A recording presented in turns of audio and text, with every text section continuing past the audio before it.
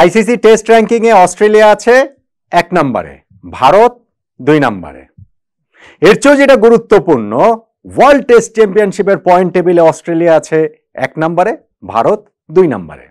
যেভাবে বিবেচনা করেন না কেন, এই মুহূর্তে বিশ্ব ক্রিকেটের সেরা দুটো টেস্ট টিমই মুখোমুখি হচ্ছে বর্ডার গাভাস্কার সিরিজ নিয়ে। তাই বাড়তি একটা আগ্রহ, উত্তেজনা, রোমাঞ্চ থাকাটা খুবই স্বাভাবিক। আর যখন আপনি হিসাব করবেন যে ওয়ার্ল্ড টেস্ট চ্যাম্পিয়নশিপের ফাইনালে ওঠার ক্ষেত্রে এই সিরিজের রেজাল্টটা খুবই গুরুত্বপূর্ণ দুটো দলের জন্য, ভারতের দলের জন্য একটু বেশি করে, তখন আগ্রহের মাত্রাটা আরো বেড়ে যেতে বাধ্য। ইনফ্যাক্ট টেস্ট ক্রিকেটে এখন অ্যাশেজের আগে এই বর্ডার গাভাস্কার সিরিজকে রাখা হবে কিনা এই নিয়েও আলোচনাটা চলমান, সেটাও যৌক্তিক কারণে।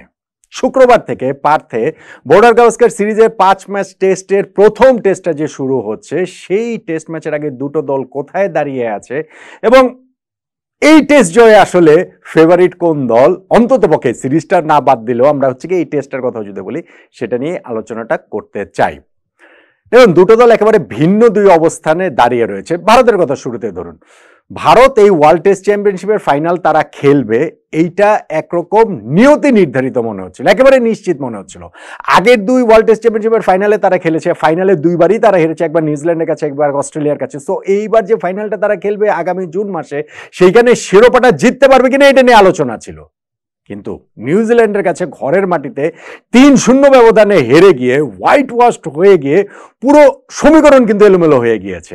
ওয়ার্ল্ড টেস্ট চ্যাম্পিয়নশিপের টেবিলের হিসাব যদি বলেন বা তাদের ফাইনালে ওঠার হিসাব যদি বলেন, একই সঙ্গে ভারতের আত্মবিশ্বাস এবং অহংেও সেটা প্রবলভাবে আঘাত করেছে ভারতের জন্য। তাই অস্ট্রেলিয়ার বিপক্ষে এই সিরিজটা প্রত্যাবর্তনের একটা বড় সুযোগ।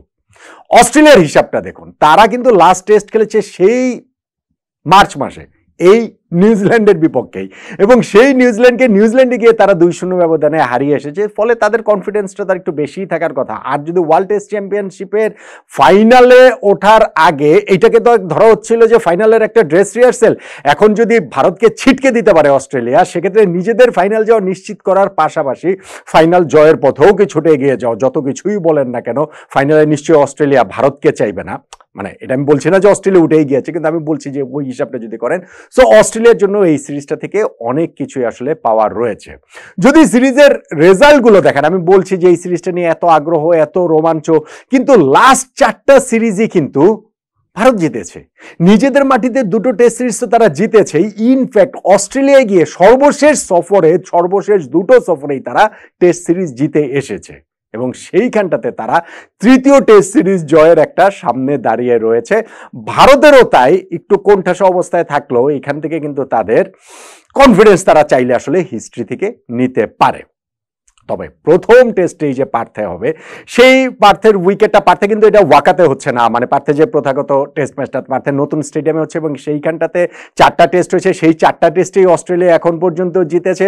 পার্থের যে উইকেট, সেইটা প্রথাগত হচ্ছে গিয়ে মানে বাউন্স তো থাকবেই, পেস তো থাকবেই, পাশাপাশি স্পিনারদের জন্য কিন্তু এইখানটাতে যথেষ্ট কিছু রয়েছে, এবং ব্যাটসম্যানদের জন্য এখানে যেহেতু গুড ক্যারি রয়েছে এবং ট্রু বাউন্স রয়েছে, ব্যাটিংটা যদি ভালোভাবে করতে পারে তাহলে হচ্ছে কি এখানটাতে যে ব্যাটসম্যানদের জন্য যে খুবই একটা অস্বাভাবিক পরিস্থিতি হবে তা না, ভারতের জন্য এটা বরং একটা ওয়েলকাম রিলিফ হয়ে আসতে পারে। যে ঘরের মাটিতে তারা নিউজিল্যান্ডের বিপক্ষে যেরকম উইকেটে খেলেছে, তার চেয়ে যদি এখানে ট্রু উইকেটে ভারতের ট্রু পোটেনশিয়াল বেরিয়ে আসার সেই সম্ভাবনার জায়গাটাও কিন্তু থেকেই যাচ্ছে। কিন্তু এই সিরিজের আগে ভারত একটু কোণঠাসা অবস্থায় রয়েছে। প্রথম কারণ হচ্ছে গিয়ে আমি যেটা বললাম, নিউজিল্যান্ডের কাছে সিরিজটা হারার কারণে, ওইভাবে হারার কারণে। আর এই প্রথম টেস্ট ম্যাচটাতে তো তারা রোহিত শর্মাকে পাচ্ছে না, তাদের ক্যাপ্টেনকে তারা পাচ্ছে না। হ্যাঁ, রোহিত শর্মার ফর্মটা ভালো ছিল না, কিন্তু রোহিত শর্মা তো রোহিত শর্মা, ক্যাপ্টেন তো ক্যাপ্টেনই। রোহিত শর্মার বদলে জাসপ্রীত বুমরা এই জায়গাটাতে ভারতের ক্যাপ্টেন্সি করছেন, যিনি ভাইস ক্যাপ্টেন, আসলে এই ফার্স্ট টেস্টটাতে ক্যাপ্টেন্সি করছেন। তবে রোহিত শর্মার না থাকাটা ভারতের জন্য একটা বিরাট বড় ধাক্কা। ইনফ্যাক্ট এই জায়গাটাতে তারা হচ্ছে গিয়ে যশস্বী জয়সওয়ালের সঙ্গে KL রাহুলকে তারা ওপেনিংয়ে নামিয়ে দিবে, এরকম এটা মোটামুটি নিশ্চিত। নাম্বার 3-তে শুভমান গিল থাকবে কি থাকবে না, ভারত একবারে লাস্ট মোমেন্ট পর্যন্ত হচ্ছে গিয়ে তার জন্য ওয়েট করবে। সেটা যদি না হয়, খেলার জন্য যথেষ্ট ফিট, যদি তার হচ্ছে কি ইনজুরি সমস্যা, আর রোহিত শর্মার বিষয়টা তো হচ্ছে যে পিতৃত্বকালীন ছুটিতে তিনি আছেন। সো শুভমান গিল যদি খেলতে না পারেন, এই জায়গাটাতে হচ্ছে গিয়ে দেবদত্ত পাট্টিকালকে তারা আসলে 3 নম্বরে খেলাবে। বিরাট কোহলি 4 নম্বরে, তার হচ্ছে গিয়ে সাম্প্রতিক সময় তার ফর্মটা খুব একটা ভালো না, হোমে 5টা টেস্ট ম্যাচে মাত্র 192 রান করেছেন, তো অস্ট্রেলিয়া তার রেকর্ডটা আসলে খুবই ভালো, 13টা টেস্টে 1300-র উপরে রান করেছেন, 6টা সেঞ্চুরি করেছেন, এই পার্থে তার হচ্ছে অস্ট্রেলিয়া মাটিতে লাস্ট সেঞ্চুরি, দুর্দান্ত একটা ইনিংস ছিল। সো রোহিত শর্মা এই জায়গাটা, বিরাট কোহলি এই জায়গাটাতে নিশ্চিতভাবে আরো বেশি তাতিয়ে থাকবেন। এরপরে 5 নম্বরে হচ্ছে গিয়ে ঋষভ পান্ট, 6 নম্বরে ওইখানটাতে তারা হয়তো ধ্রুব জুরেলকেই খেলাবে, নাম্বার 7-এ টেস্ট ক্যাপটা এই জায়গাটাতে নীতিশ কুমার রেড্ডিকেই দেওয়ার কথা, ব্যাটিং অলরাউন্ডার যিনি পেস বোলিংটা আসলে করে দিতে পারবেন। বোলিং লাইনআপের ওই জায়গাটা নিয়ে বরং ভারতের কিছু দ্বিধার জায়গা রয়েছে, তারা কি একজন স্পিনার খেলবে, সেটা কি রবিচন্দ্রন অশ্বিনকে নাকি রবীন্দ্র জাদেজাকে? প্রবাবলি তারা অশ্বিনের দিকেই যাবে, যেহেতু হচ্ছে গিয়ে অস্ট্রেলিয়ার ব্যাটিং লাইনআপে টপ 7-এর মধ্যে 3 জন বাহাতি রয়েছে, সো অশ্বিনের দিকে গেলে সেক্ষেত্রে বাকি আর হচ্ছে গিয়ে 3টা স্লট পেস বোলারদের, জাসপ্রীত বুমরার সঙ্গে বাকি 2 জন কে হবে সেটা নিয়েও তাদের ভিতরে একটু দ্বিধার জায়গা রয়েছে। আমার কাছে মনে হয় শেষ পর্যন্ত এইখানটাতে মোহাম্মদ সিরাজ জাসপ্রীত বুমরার পার্টনার হবেন, আর থার্ড পেসার হিসেবে এখানে হয়তো বা হর্ষিত রানাকে এইখানটাকে তারা আসলে খেলাতে পারেন। প্রসিদ্ধ কৃষ্ণারও আসলে সেই সুযোগটা রয়েছে, কিন্তু আমার কাছে মনে হয় রানাই শেষ পর্যন্ত খেলবেন। এটা হচ্ছে গিয়ে মোটামুটি ভারতের একাদশ, বরং অনেক বেশি সেটেলড হচ্ছে গিয়ে অস্ট্রেলিয়ার একাদশ। হ্যাঁ, তাদের এইখানটাতে হচ্ছে গিয়ে উসমান খাজার সঙ্গে তারা এখানে নাথান ম্যাক্সওয়ানিকে তারা এইখানটাতে খেলিয়ে দিচ্ছে, এটা মোটামুটি নিশ্চিত। ওই যে ডেভিড ওয়ার্নারের অবসরের পর ওপেনিংয়ে যে ওঠানো হয়েছিল স্মিথকে, স্টিভেন স্মিথকে, ওই এক্সপেরিমেন্টে স্মিথ আবার 4 নম্বরে চলে যাচ্ছেন, 3 নম্বরে তো হচ্ছে গিয়ে মার্নাস লাবুশন থাকবেনি, 4 নম্বরে স্মিথ, এরপরে গিয়ে ট্রাভিস হেড ভাই ইন্ডিয়ার হচ্ছে গিয়ে সেই জমদূত, যিনি গত বছর ওয়ানডে ওয়ার্ল্ড কাপ ফাইনালেরও তার সেই সেঞ্চুরি, কিংবা ওয়ার্ল্ড টেস্ট চ্যাম্পিয়নশিপের ফাইনালেও সেই সেঞ্চুরি করে কিন্তু হারিয়েছিলেন ভারতকে।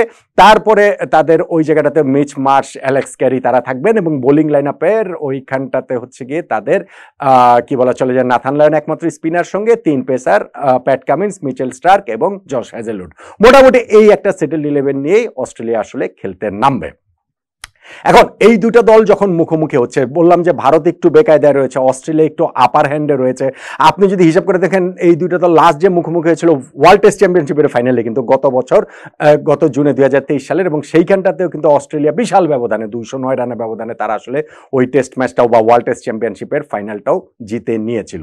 প্রথম টেস্টের আগে যেই ইকুয়েশনটার মধ্যে এইখানটাতে দাঁড়িয়ে রয়েছে, অস্ট্রেলিয়া এবং ইন্ডিয়া দুই দলের জন্যই ভিন্ন রকম দুইটা হচ্ছে গিয়ে হাতছানি রয়েছে তাদের, যেটা হচ্ছে কি অস্ট্রেলিয়া সাম্প্রতিক সময় তারা ওয়ার্ল্ড টেস্ট চ্যাম্পিয়নশিপ জিতেছে, ওয়ানডে ওয়ার্ল্ড কাপেরও শিরোপাধারী তারা, এই দুইটা, আর টি20 ওয়ার্ল্ড কাপও তারা জিতেছিল, এই লাস্টবার না হয় তারা সেটা পারেনি শিরোপাটা ডিফেন্ড করতে, কিন্তু এই বিগ যে বলা চলে শিরোপাগুলো তারা আইসিসি ইভেন্টে তারা জিতেছে। কিন্তু ইন্ডিয়ার সঙ্গে তারা গত 2টা হোম সিরিজই তারা হেরেছে এবং গত 4টা সিরিজই তারা হেরেছে। সো অস্ট্রেলিয়া এই জিনিসটা নিশ্চিতভাবেই কারেক্ট করতে চাইবে, তা নাহলে এই জেনারেশনের লিগাসিটা হয়তো বা ওই রকম ভাবে থাকবে না, একটা এই জায়গাটাতে ব্ল্যাক স্পট থেকেই যাবে।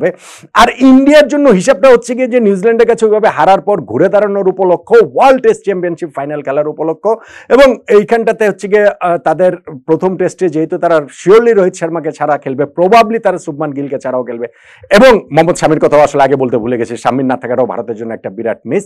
সো সবকিছু মিলিয়ে এইখানটাতে তারা বিগ পারফরমেন্স এক্সপেক্ট করবে হচ্ছে গিয়ে সেটা বিরাট কোহলির কাছ থেকে, কিংবা ধরেন বোলিং লাইন আপে আপনার রবিচন্দ্রন অশ্বিন, অথবা এই টেস্টে যিনি ক্যাপ্টেন সেই জাসপ্রীত বুমরার কাছ থেকে। তাহলে সব মিলিয়ে এরকম একটা সিচুয়েশনে যে দাঁড়িয়ে রয়েছে, সেইখানটাতে প্রথম টেস্টে ফেভারিট আসলে কোন দল? দেখুন, টেস্ট সিরিজটা হচ্ছে 5 ম্যাচের, এবং এই 5 ম্যাচের টেস্ট সিরিজ দীর্ঘ একটা সময় পর কিন্তু এই দুটো দল পরস্পরের মুখোমুখি হচ্ছে। এমনিতে এখন 5 ম্যাচের টেস্ট সিরিজ হয় না, টেস্টের প্রতি আগ্রহ কমে যাওয়া, কিন্তু যখন আপনি এই দুটো দল 5 ম্যাচের টেস্ট সিরিজ, বোঝাই যাচ্ছে যে এইখানটাতে আগ্রহের মাত্রাটা বেশি না থাকলেও তো আর এইরকম জিনিসটা হয় না, এবং সেখানটাতে সিরিজের রেজাল্ট যে কোনো কিছু হতে পারে। ফাইনালে গিয়ে ওয়ার্ল্ড টেস্ট চ্যাম্পিয়নশিপের ফাইনালিস্ট কারা হবে সেই জায়গাটা তো অনেক রকম অনেক কিছু হতে পারে। ভারতের এটা লাস্ট সিরিজ, কিন্তু অস্ট্রেলিয়ার এরপরও আরেকটা সিরিজ রয়েছে শ্রীলঙ্কার সঙ্গে। কিন্তু আমি ওই সিরিজ পর্যন্ত না গিয়ে যদি শুধু পার্থ টেস্টার কথা বলি, প্রথম টেস্টার কথা বলি, তাহলে আমার কাছে মনে হয় অস্ট্রেলিয়া ফেভারিট।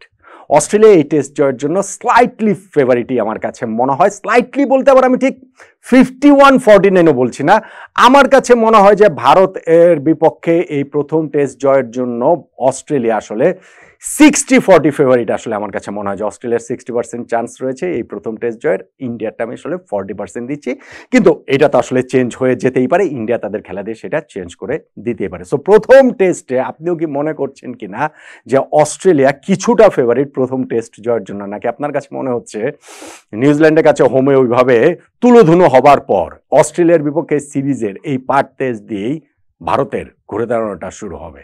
জানাবেন আপনার মতামত।